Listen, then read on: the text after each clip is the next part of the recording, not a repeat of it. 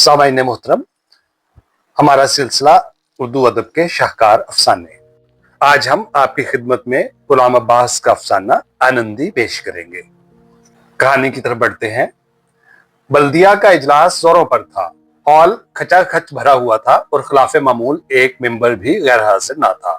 बल्दिया के जेर बहस मसला यह था कि ज़नाने बाजारी को शहर बदल कर दिया जाए, क्योंकि उनका वजूद इंसानियत और शराफत और तहजीब के दामन पर बदनुमा दाग है।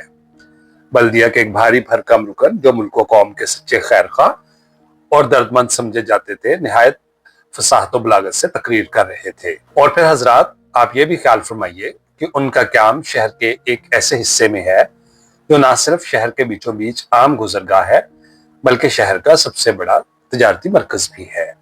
चुनाचे हर शरीफ आदमी को चारों नाचार उस बाजार से गुजरना पड़ता है। अलावाजी शरफा की पाक दामन बहू बेटियां उस बाजार की तिजारती अहमियत की वजह से यहाँ आने और खरीदो फरोख्त करने पर मजबूर हैं। साहिबान, जब ये शरीफ जादियां इन आबरू बाख्ता नीम उरिया बिस्वाओं के बनाव सिंगार को देखती हैं, तो कुदरती तौर पर उनके दिल में भी आराइशो दिल रुबाई की नई नई उमंगें और बलबले पैदा होते हैं, और वो अपने गरीब शोहरों से तरह तरह के गाजों, लुंडरों, जरबक, साड़ियों और कीमती जेवरों की फरमाइशें करने लगती हैं। नतीजा ये होता है कि उनका पुरमसरत घर, उनका राहत कदा हमेशा के लिए जहन्नम का नमूना बन जाता है। और साहिबान, फिर आप ये भी तो ख्याल फरमाइए कि निहालाने कौम जो दरसगाहों में तालीम पा रहे हैं और जिनकी आइंदा तरक्कियों से कौम की उम्मीदें वाबस्ता हैं, और क्यास चाहता है कि एक ना एक दिन कौम की कश्ती को भंवर से निकालने का सेहरा इन ही के सर बंधेगा, उन्हें भी सुबह शाम इसी बाजार से होकर आना जाना पड़ता है। ये कहबाएं जो हर वक्त 12 अभ्रन 16 सिंगार किए हर राह रो पर बेहिजाबाना निगाहों मजा के तीरों सना बरसाती और उससे दावत हुसन परस्ती देती हैं, क्या इन्हें देखकर हमारे भोले भाले नातजर्बाकार जवानी के नशा में सरशार सूदो ज़िया से बेपरवाह नौनिहालाने कौम को ज्यादा मुस्तकीम से भटकाकर उनके दिल में गुनाह की पुरस्कार लज्जतों की तशनगी पैदा करके एक बेकली, एक इस्तराब, एक हिजान ना बर्पा कर देता होगा।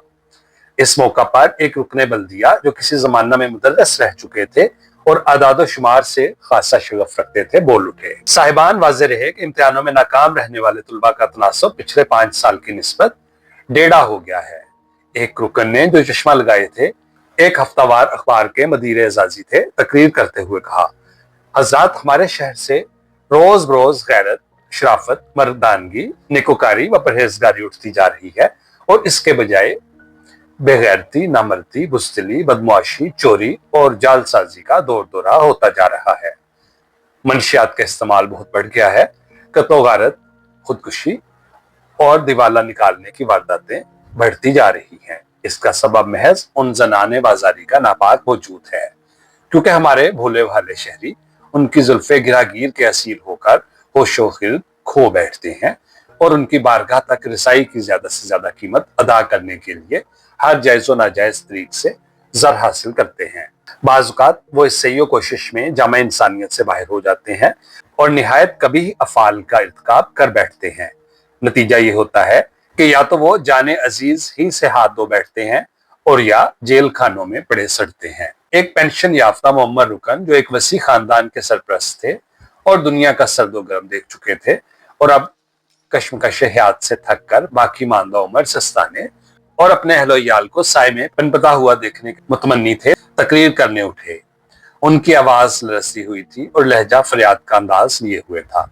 बोले, साहिबान, रात रात भर इन लोगों के तबले की थाप, उनकी गलेबाजियां, उनके उशाक की धींगा मुश्ती, गाली गलोच, शोरगुल, हा हा हु सुन सुनकर आसपास के रहने वाले शुफा के कान पक गए हैं।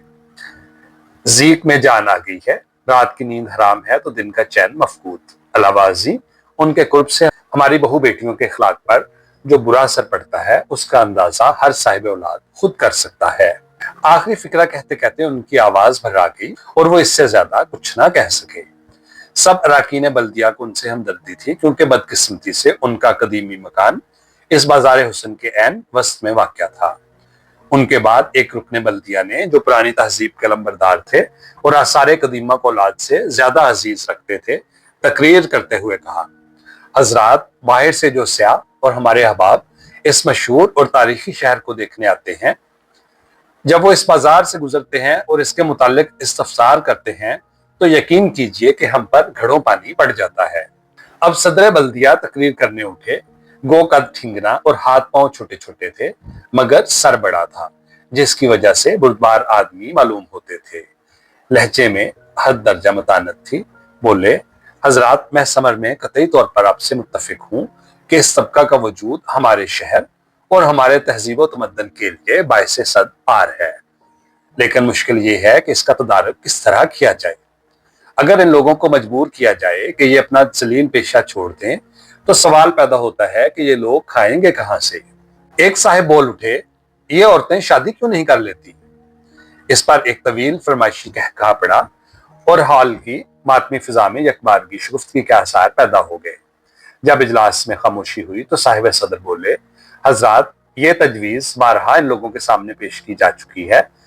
इसका उनकी तरफ से ये जवाब दिया जाता है कि आसूदा और इज्जतदार लोग खानदानी हुर्मत और नामूस के ख्याल से उन्हें अपने घरों में ना घुसने देंगे, और मुफलिस और अदना तबका के लोगों को जो महज उनकी दौलत के लिए उनसे शादी करने पर आमादा होंगे, ये औरतें खुद मुंह नहीं लगाएंगी। इस पर एक साहिब बोले, बल्दिया को उनके निजी मामलों में पड़ने की जरूरत नहीं। बल्दिया के सामने तो ये मसला है कि ये लोग चाहे जहन्नुम में जाएं मगर इस शहर को खाली कर दें। सदर ने कहा, साहिबान, ये भी आसान काम नहीं। इनकी तादाद 10-20 नहीं, सैकड़ों तक पहुंचती है, और फिर उनमें से बहुत सी औरतों के जाती मकानात हैं। यह मसला कोई महीना भर तक बल्दिया के जेर बहस रहा और बिलाखिर तमाम अराकीन की इत्तेफाक राय से यह अमल करार पाया कि जनाने बाजारी के ममलूका मकानों को खरीद लेना चाहिए और उन्हें रहने के लिए शहर से काफी दूर कोई अलग थलग इलाका दे देना चाहिए। उन औरतों ने बल्दिया के इस फैसला के खिलाफ सख्त एहतजाज किया। बाज ने नाफरमानी करके भारी जुर्माने और कैदें भुगती, मगर बल्दिया की मर्जी के आगे उनकी कोई पेश न चल सकी और वो नाचार सब्र करके रह गई। इसके बाद एक अरसा तक उन जनाने बाजारी के ममलूका मकानों की फहरिस्तें और नक्शे तैयार होते और मकानों के गाहक पैदा किए जाते रहे। बेशतर मकानों को बजरिया नीलाम फरोख्त करने का फैसला किया गया। उन औरतों को 6 महीने तक शहर में अपने पुराने ही मकान में रहने की इजाजत दे दी गई ताकि इस अरसे में वो नए इलाका में मकान वगैरह बनवा सकें। उन औरतों के लिए जो इलाका मुंतखब किया गया वो शहर से 6 कोस दूर था। 5 कोस तक पक्की सड़क जाती थी और उसके आगे कोस भर का कच्चा रास्ता था। किसी जमाना में वहां कोई बस्ती होगी, मगर अब तो खंडरों के सिवा कुछ ना रहा था जिनमें सांपों और चमगादड़ों के मस्कन थे, और दिन दिहाड़े उल्लू बोलता था। इस इलाके के निवाह में कच्चे घरोंदों वाले कई छोटे छोटे गांव थे, मगर किसी का फासला भी यहाँ से 2-2.5 मील से कम ना था। इन गांवों के बसने वाले किसान दिन के वक्त खेती बाड़ी करते या यूं ही फिरते फिराते उधर निकल आते तो निकल आते, वरना आमतौर पर इस शहर खामोशा में आदमजात की सूरत नजर न आती थी। बाज़ औक़ात रोज़े रोशन ही में गीदड़ इस इलाके में फिरते देखे गए थे। 500 से कुछ ऊपर बिस्वाओं में से सिर्फ 14 ऐसी थीं जो अपने उशाक की वाबस्तगी या खुद अपनी दिलबस्तगी या किसी और वजह से शहर के करीब आजादाना रहने पर मजबूर, और अपने दौलतमंद चाहने वालों की मुश्किल माली सरपरस्ती के भरोसे बादले नाखास्ता इस इलाके में रहने पर आमादा हो गई थी। वरना बाकी औरतों ने सोच रखा था कि वो या तो इसी शहर के होटलों को अपना मस्कन बनाएंगी या बज़ाहिर पारसाई का जामा पहनकर शहर के शरीफ मोहल्लों के कोनों खुदरों में जा चुकेंगी, या फिर इस शहर ही को छोड़ कहीं और निकल जाएंगी। ये 14 बिस्वाएं अच्छी खासी मालदार थीं। इस पर शहर में उनके जो ममलूका मकान थे उनके दाम उन्हें अच्छे वसूल हो गए थे, और इस इलाका में जमीन की कीमत बराए नाम थी, और सबसे बढ़कर यह कि उनके मिलने वाले दिलो जान से उनकी माली इमदाद करने के लिए तैयार थे। चुनाचे उन्होंने इस इलाके में जी खोल कर बड़े आलीशान मकान बनवाने की ठान ली। एक ऊंची और हमवार जगह जो टूटी फूटी कब्रों से हटकर थी मुंतखब की गई। जमीन के कते साफ कराए और चाबकदस्त नक्शा नवीसों से मकानों के नक्शे बनवाए गए, और चंद ही रोज में तामीर का काम शुरू हो गया। दिन भर ईंट, मिट्टी, चूना, शतीर, गार्डर और दूसरा इमारती सामान लारियों, छकड़ों, खच्चरों, गधों और इंसानों पर लदकर उस बस्ती में आता, और मुंशी साहब किताब की कॉपियां बगलों में दबाए उन्हें गिनवाते और कॉपियों में दर्ज करते। मीर साहब मेहमारों को काम के मुतल्लक हिदायत देते। मेहमान मजदूरों को डांटते डपटते, मजदूर इधर उधर दौड़ते फिरते, मजदूरियों को चिल्ला चिल्ला कर पुकारते और अपने साथ काम करने के लिए बुलाते। गर्ज सारा दिन एक शोर, एक हंगामा रहता, और सारा दिन आसपास के गांव के देहाती اپنے کھیتوں میں اور دیہات نے اپنے گھروں میں ہوا کے جھونکوں کے ساتھ دور سے آتی ہوئی کھٹ کھٹ کی دھیمی آوازیں سنتی رہتی۔ اس بستی کے کھنڈروں میں ایک جگہ مسجد کے آثار تھے اور اس کے پاس ہی ایک کنواں تھا جو بند پڑا تھا۔ راج مزدوروں نے کچھ تو پانی حاصل کرنے اور بیٹھ کر سستانے کی غرض سے اور کچھ ثواب کمانے اور اپنے نمازی بھائیوں کی عبادت گزاری کے خیال سے سب سے پہلے اس کی مرمت کی۔ چونکہ یہ فائدہ بخش اور ثواب کا کام تھا اس لیے کسی نے کچھ اعتراض نہ کیا۔ چنانچہ 2-3 روز میں مسجد تیار ہوگی۔ دن کو 12 بجے جیسے ہی کھانے کی چھٹی ہوتی 200-250 راج مزدور، میر عمارت، منشی اور ان بسواؤں کے رشتہ دار یا کرندے جو تعمیر کی نگرانی پر مامور تھے اس مسجد کے آس پاس جمع ہو جاتے تھے اور اچھا خاصا میلہ سا لگ جاتا۔ ایک دن ایک دیہاتی بڑھیا جو پاس کے کسی گاؤں میں رہتی تھی اس بستی کی خبر سن کر آ گئی اور اس کے ساتھ ایک خود سال لڑکا تھا۔ دونوں نے مسجد کے قریب ایک ہی درخت کے نیچے گٹھیا، سگریٹ، بیڑی، چنے اور گڑ کی بنی ہوئی مٹھائیوں کا خنچہ لگا دیا۔ بڑھیا کو آئے ابھی 2 دن بھی نہ گزرے تھے کہ ایک بوڑھا کسان کہیں سے ایک مٹکا اٹھا لایا اور کنویں کے پاس اینٹوں کا ایک چبوترا بنا پیسے کے 2 شکر کے شربت کے گلاس بیچنے لگا۔ ایک کنجڑے کو جو خبر ہوئی وہ ایک ٹوکرے میں خربوزے بھر کر لے آیا اور خانچہ والی بڑھیا کے پاس بیٹھ گیا۔ لے لو خربوزے، شہد سے میٹھے خربوزے کی صدا لگانے لگا۔ ایک شخص نے کیا کیا، گھر سے سری پائے پکائے دیگچی میں رکھ خانچہ میں لگا، تھوڑی سی روٹیاں، مٹی کے 2-3 پیالے اور ٹین کا ایک گلاس لے موجود ہوا اور اس بستی کے کارکنوں کو جنگل میں گھر کی ہنڈیا کا مزہ چکھانے لگا۔ ظہر اور عصر کے وقت میر عمارت، معمار اور دوسرے لوگ مزدوروں سے کنویں سے پانی نکلوا وضو کرتے نظر آتے۔ ایک شخص مسجد میں جا کر اذان دیتا، پھر ایک کو امام بنایا جاتا اور دوسرے لوگ اس کے پیچھے کھڑے ہو کر نماز پڑھتے۔ کسی گاؤں کے ایک ملا کے کان میں جو یہ بھنک پڑی کہ فلاں مسجد میں امام کی ضرورت ہے، وہ دوسرے ہی دن علیہ صبح ایک سبز جزدان میں قرآن شریف، پنج سورہ، رحل اور مسئلے مسائل کے چند چھوٹے چھوٹے رسالے رکھ موجود ہوا اور اس مسجد کی امامت باقاعدہ طور پر اسے سونپ دی گئی۔ ہر روز تیسرے پہر گاؤں کا ایک کبابی سر پر اپنے سامان کا ٹوکرا اٹھایا جاتا اور خانچہ والی بڑھیا کے پاس زمین پر چولہا بنا کر کباب، کلیجی، دل اور گردے سیخوں پر چڑھا بستی والوں کے ہاتھوں بیچتا۔ ایک بھٹیاری نے جو یہ حال دیکھا تو اپنے میاں کو ساتھ لے مسجد کے سامنے میدان میں دھوپ سے بچنے کے لیے پھونس کا ایک چھپر ڈال تنور گرم کرنے لگی۔ کبھی کبھی ایک نوجوان دیہاتی نائی پھٹی پرانی کسبت گلے میں ڈالے جوتی کی ٹھوکروں سے راستے کے روڑوں کو لڑکاتا ادھر ادھر گشت کرتا دیکھنے میں آ جاتا۔ ان بسواؤں کے مکانوں کی تعمیر کی نگرانی ان کے رشتہ دار یا کارندے تو کرتے ہی تھے۔ کسی دن وہ دوپہر کے کھانے سے فارغ ہو کر اپنے اشاعت کے ہمراہ خود بھی اپنے مکانوں کو بنتا دیکھنے آ جاتی اور غروب آفتاب سے پہلے یہاں سے نہ جاتی۔ اس موقع پر فقیروں اور فقیرنیوں کی ٹولیاں نہ جانے کہاں سے آ جاتی اور جب تک خیرات نہ لے لیتی اپنی صداؤں سے برابر شور مچاتی رہتی اور انہیں بات نہ کرنے دیتی۔ کبھی کبھی شہر کے لفنگے اوباش، بیکار مباش، کچھ کیا کرو کے مستاق شہر سے پیدل چل کر بسواؤں کی اس نئی بستی کی سنگن لینے آ جاتے اور اگر اس دن بسوائیں بھی آئی ہوتی تو ان کی عید ہو جاتی۔ وہ ان سے ذرا ہٹ کر ان کے گردا گرد چکر لگاتے رہتے، فکرے کستے، بے تکے کہے لگاتے، عجیب عجیب شکلیں بناتے اور مجنونانہ حرکتیں کرتے۔ اس روز کبابی کی خوب بکری ہوتی۔ اس علاقے میں یہاں تھوڑے ہی دن پہلے ہو کا عالم تھا، اب ہر طرف گہما گہمی اور چہل پہل نظر آنے لگی۔ شروع میں اس علاقے کی ویرانی سے ان بسواؤں کو یہاں آ کر رہنے کے خیال سے جو وحشت ہوتی تھی وہ بڑی حد تک جاتی رہی تھی اور اب وہ ہر مرتبہ خوش اپنے مکانوں کی آرائش اور اپنے مرغوب رنگوں سے متعلق معماروں کو تاکیدیں کر جاتی تھی۔ بستی میں ایک جگہ ایک ٹوٹا پھوٹا مزار تھا جو کرائن سے کسی بزرگ کا معلوم ہوتا تھا۔ جب یہ مکان نصف سے زیادہ تعمیر ہو چکے تو ایک دن صبح کو بستی کے راج مزدوروں نے کیا دیکھا کہ مزار کے پاس سے دھواں اٹھ رہا ہے اور ایک سرخ آنکھوں والا لمبا ترنگا مست فقیر لنگوٹ باندھے 4 ابرو کا صفایا کرائے اس مزار کے ارد گرد پھر رہا اور کنکر پتھر اٹھا کر پرے پھینک رہا ہے۔ دوپہر کو وہ فقیر ایک گھڑا لے کر کنویں پر آیا اور پانی بھر کر مزار پر لے جانے اور اسے دھونے لگا۔ ایک دفعہ جو آیا تو کنویں پر 2-3 راج مزدور کھڑے تھے۔ وہ نیم دیوانگی اور نیم فرزانگی کالم میں ان سے کہنے لگا، جانتے ہو وہ کس کا مزار ہے؟ کڑک شاہ پیر بادشاہ کا، میرے باپ دادا ان کے مجاور تھے۔ اس کے بعد اس نے ہنس کر اور آنکھوں میں آنسو بھر کر پیر کڑک شاہ کی کچھ جلالی کراماتیں بھی ان راج مزدوروں سے بیان کی۔ शाम को ये फकीर कहीं से मांग तांग कर मिट्टी के 2 दिए और सरसों का तेल ले आया और पीर कड़क शाह की कब्र के सहाने और पायंती चिराग रोशन कर दिए। रात को पिछले पहर कभी कभी इस मजार से अल्लाहू का मस्त नारा सुनाई दे जाता। 6 महीने गुजरने ना पाए थे कि ये 14 मकान बनकर तैयार हो गए। ये सब के सब 2 मंजिला और करीब करीब एक ही वसा के थे।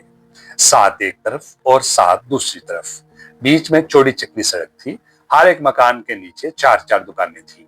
मकान की बालाई मंजिल में सड़क के रुख वसी बरामदा था। उसके आगे बैठने के लिए कश्तीनुमा शहनशीन बनाई गई थी, जिसके दोनों सिरों पर या तो संगे मरमर के मोर रक्स करते हुए दिखाए गए थे और या जल परियों के मुजस्मे तराशे गए थे, जिनका आधा धड़ मछली का और आधा इंसान का था। बरामदे के पीछे जो बड़ा कमरा बैठने के लिए था, उसमें संगे मरमर के नाजुक नाजुक सुतून बनाए गए थे। दीवारों पर खुशनुमा पिछीकारी की गई थी। फर्श सबज चमकदार पत्थर का बनाया गया था। जब संगे मरमर के स्तूनों के अक्स इस फर्शे जमुर्दी पर पड़ते तो ऐसा मालूम होता गोया सफेद बुर्राक परों वाले राजहंसों ने अपनी लंबी लंबी गर्दनें झील में डुबो दी हैं। बुध का शुभ दिन इस बस्ती में आने के लिए मुकर्रर किया गया। उस रोज इस बस्ती की सब बिस्वाओं ने मिलकर बहुत भारी न्याज दिलवाई। बस्ती के खुले मैदान में जमीन साफ कराकर शामियाने नस्ब कर दिए गए। देगे खड़कने की आवाज और गोश्त और घी की खुशबू 20-20 कोस से फकीरों और कुत्तों को खींच लाई। दोपहर होते होते पीर खड़क शाह के मजार के पास, जहां लंगर तकसीम किया जाना था, इस कदर फकीर जमा हो गए कि ईद के रोज किसी बड़े शहर की जामे मस्जिद के पास भी ना हुए होंगे। पीर खड़क शाह के मजार को खूब साफ करवाया, उधलवाया गया और उस पर फूलों की चादर चढ़ाई गई और उस मस्त फकीर को नया जोड़ा सिलवा कर पहनाया गया, जिसे उसने पहनते ही फाड़ डाला। शाम को शामियाने के नीचे दूध सी उजली चांदनी का फर्श कर दिया गया। गांव तकिए लगा दिए गए। पानदान, पीकदान, पेचवान और गुलाब पास रख दिए गए और राग रंग की महफिल सजाई गई।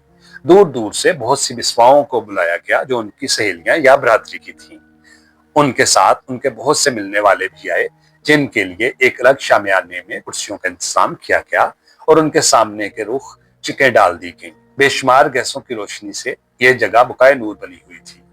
इन बिस्वाओं के तुंदल से फामसा जिंदे जरबफ और कमखाब की शेरवानियां पहने, इतर में बसे हुए पोए कानों में रखे, इधर उधर मुच्छों को ताव देते फिरते और सड़क पर लिबासों और तितली के पर से भी बारीक साड़ियों में मलबूस, गाजों और खुशबुओं में बसी हुई नाज़नीन ने अटकेलियों से चलती। रात भर रक्सो सरूर का हंगामा बरपा रहा और जंगल में मंगल हो गया।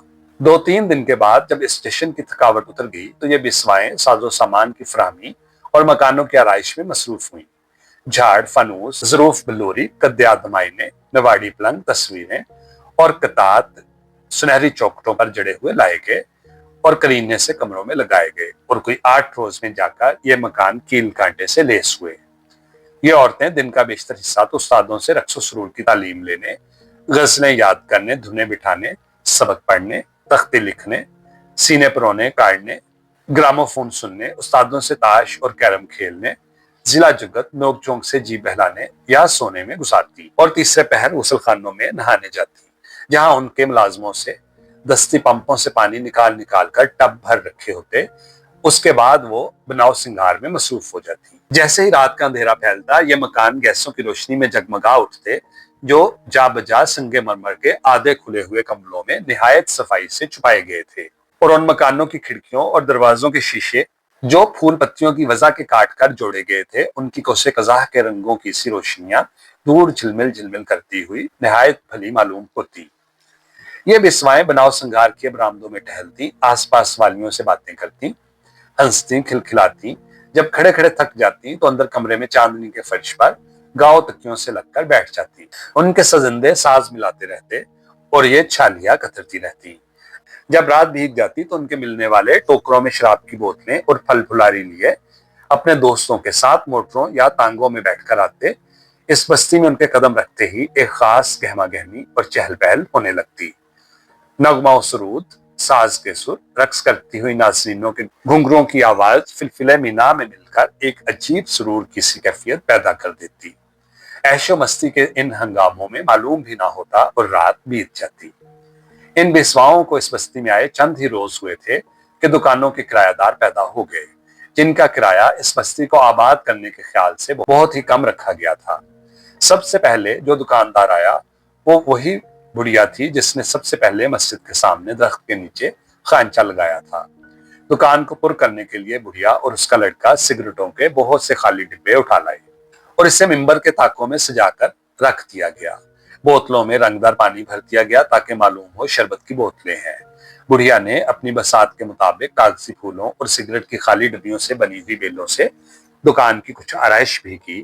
بعض ایکٹروں اور ایکٹریسوں کی تصویریں بھی پرانے فلمی رسالوں سے نکال کر لئی سے دیواروں پر چپکا دی۔ دکان کا اصل مال 2-3 قسم کے سگریٹوں کے 3-3 4-4 پیکٹوں، بیڑی کے 8-10 بنڈلوں، دیا سلائی کی نصف درجن ڈبیوں، پانوں کی ایک ڈھولی، پینے کے تمباکو کی 3-4 ٹکیوں اور موم بتی کے نصف بنڈل سے زیادہ نہ تھا۔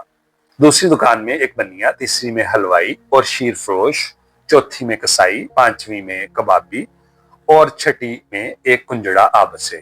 کنجڑا آس پاس کے دیہات سے سستے داموں 4-5 قسم کی سبزیاں لے آتا اور یہاں خاصے منافع پر بیچ دیتا۔ ایک آدھ ٹوکرا پھلوں کا بھی رکھ لیتا۔ چونکہ دکان خاصی کھلی تھی، ایک پھول والا اس کا ساجی بن گیا۔ وہ دن بھر پھولوں کے ہار، گچھڑے اور طرح طرح کے گہنے بناتا رہتا اور شام کو انہیں چنگیر میں ڈال ایک ایک مکان پر لے اور نہ صرف پھول ہی بیچاتا بلکہ ہر جگہ ایک ایک 2-2 گھڑی بیٹھ کے سازندوں سے گپ شپ بھی ہانک لیتا اور حقے کے دم بھی لگاتا۔ جس دن تماش بینوں کی کوئی ٹولی اس کی موجودگی ہی میں کوٹھے پر چڑھ آتی اور گانا بجانا شروع ہو جاتا تو وہ سازندوں کے ناک منہ چڑھانے کے باوجود گھنٹوں اٹھنے کا نام نہ لیتا، مزے سے گانے پر سر دھنتا اور بے وقوفوں کی طرح ایک ایک کی صورت تکتا رہتا۔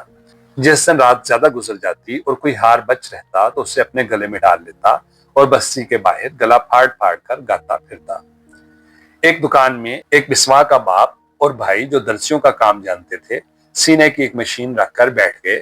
ہوتے ہوتے ایک حجام بھی آ گیا اور اپنے ساتھ ایک رنگریز کو بھی لیتا آیا۔ اس کی دکان کے باہر الگنی پر لٹکے ہوئے طرح طرح کے رنگوں کے لہریہ دوپٹے ہوا میں لہراتے ہوئے آنکھوں کو بہت بھلے معلوم ہونے لگے۔ چند ہی روز گزرے تھے کہ ایک ٹک پونجیے بساتی نے، جس کی دکان شہر میں چلتی نہ تھی بلکہ اس سے دکان کا کرایہ نکالنا بھی مشکل ہو جاتا تھا، شہر کو خیر بات کہہ کر اس بستی کا رخ کیا، جہاں اسے ہاتھوں ہاتھ لیا گیا اور اس کے طرح طرح کے لنڈر، قسم قسم کے پاؤڈر، صابن، کنگھیاں، بٹن، سوئی، دھاگا، لیس، فیتے، خوشبودار تیل، رومال، منجن وغیرہ کی خوب بکری ہونے لگی۔ اس بستی کے رہنے والوں کی سرپرستی اور ان کے مربیانہ سلوک کی وجہ سے اس طرح دوسرے تیسرے کوئی نہ کوئی ٹٹ پونجیا دکاندار، کوئی بزاز، کوئی پنساری، کوئی نیچا بند، کوئی نان بائی، مندے کی وجہ سے یا شہر کے بڑے ہوئے کرائے سے گھبرا کر اس بستی میں آپ نہ لیتا۔ ایک بڑے میاں تار جو حکمت میں بھی کسی قدر دخل رکھتے تھے، ان کا جی شہر کی گنجان آبادی اور حکیموں اور دواخانوں کے افراد سے جو گھبرایا تو اپنے شاگردوں کو ساتھ لے شہر سے اٹھائے اور اس بستی میں ایک دکان کرایہ پر لے لی۔ سارا دن میاں اور ان کے شاگرد دواؤں کے ڈبوں، شربت کی بوتلوں اور مربے، چٹنی، اچار کے بویاموں کو الماریوں اور طاقوں میں اپنے ٹھکانوں پر رکھتے رہے۔ ایک طاق میں طب اکبر، کرامدین قادری اور دوسری طبی کتابیں جما کر رکھ دی۔ کواڑوں کے اندرونی جانب اور دیواروں میں جو جگہ خالی بچی وہاں انہوں نے اپنی خاص الخاص مجربات کے اشتہار سیاہ روشنائی سے جلی لکھ کر اور دفتیوں پر چپکا کر آویزاں کر دیے۔ ہر روز صبح کو بسواؤں کے ملازم گلاس لے لے کر آ موجود ہوتے اور شربت بزوری، شربت بنفشہ، شربت انار اور ایسے ہی اور نصرت بخش روح افزا شربت، ورقیات خمیرہ غوثمان اور تقویت پہنچانے والے مربے ماور کھائے نکرا لے جاتے۔ جو دکانیں بچ رہی ان میں بسواؤں کے بھائی بندوں اور سازندوں نے اپنی چارپائیاں ڈال لی۔ دن بھر یہ لوگ ان دکانوں میں تاش، چوسر اور شطرنج کھیلتے، بدن پر تیل ملواتے، سبزی گھوٹتے، بٹیروں کی پالیاں کراتے، تیتروں سے سبحان تیری قدرت کی رٹ لگواتے اور گھڑا بجا بجا کر گاتے۔ ایک بسوا کے سازندے نے ایک دکان خالی کر اپنے بھائی کو جو ساز بنانا جانتا تھا اس میں لا بٹھایا۔ دکانوں کی دیواروں کے ساتھ ساتھ کیلیں ٹھونک کر ٹوٹی پھوٹی مرمت طلب سارنگیاں، ستار، تمبورے، دل ربا وغیرہ ٹانگ دیے گئے۔ یہ شخص ستار بجانے میں بھی کمال رکھتا تھا۔ شام کو وہ اپنی دکان میں ستار بجاتا جس کی میٹھی آواز سن کر آس پاس کے دکاندار اپنی اپنی دکانوں سے اٹھ اٹھ کر آ جاتے اور دیر تک بت بنے ستار سنتے رہتے۔ اس ستار نواز کا ایک شاگرد تھا جو ریلوے کے دفتر میں کلرک تھا۔ اسے ستار سیکھنے کا بہت شوق تھا۔ جیسے ہی دفتر سے چھٹی ہوتی سیدھا سائیکل اڑاتا ہوا اس بستی کا رخ کرتا اور گھنٹہ ڈیڑھ گھنٹہ دکان ہی میں بیٹھ کر مشق کیا کرتا۔ غرض اس تار نواز کے دم سے بستی میں خاصی رونق رہنے لگی۔ مسجد کے ملاجی جب تک تو یہ بستی زیر تعمیر رہی رات کو دیہات میں اپنے گھر چلے جاتے رہے، مگر اب جبکہ انہیں دونوں وقت مرغن کھانا بافرات پہنچنے لگا تو وہ رات کو بھی یہی رہنے لگے۔ رفتہ رفتہ بعض بسواؤں کے گھروں سے بچے بھی مسجد میں آنے لگے، جس سے ملاجی کو روپے پیسے کی آمدنی بھی ہونے لگی۔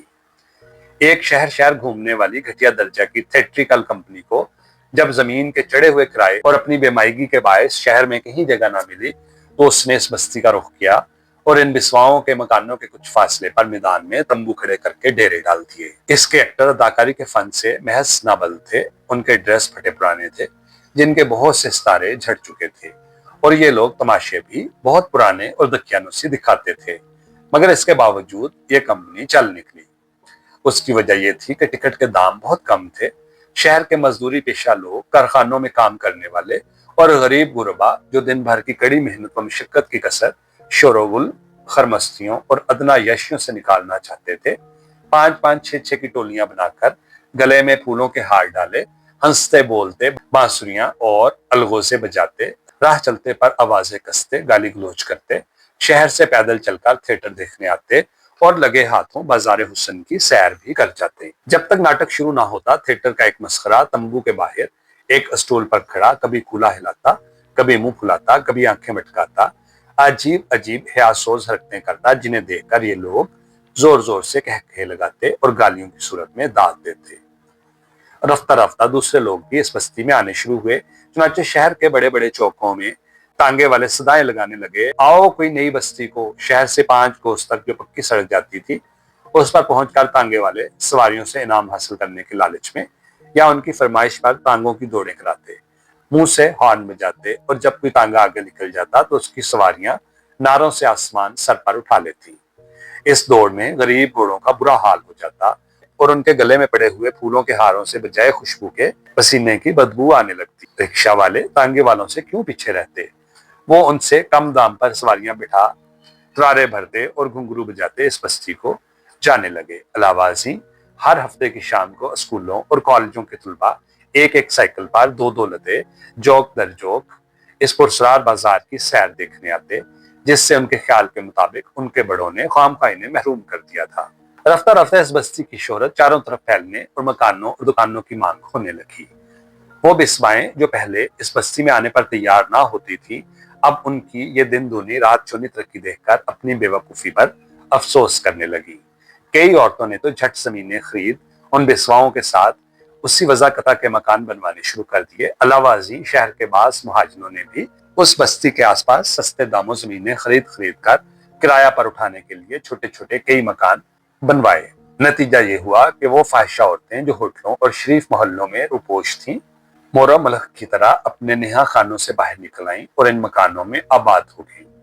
بعض چھوٹے چھوٹے مکانوں میں اس بستی کے وہ دکاندار آبسے جو عیالدار تھے اور رات کو دکانوں میں سو نہ سکتے تھے۔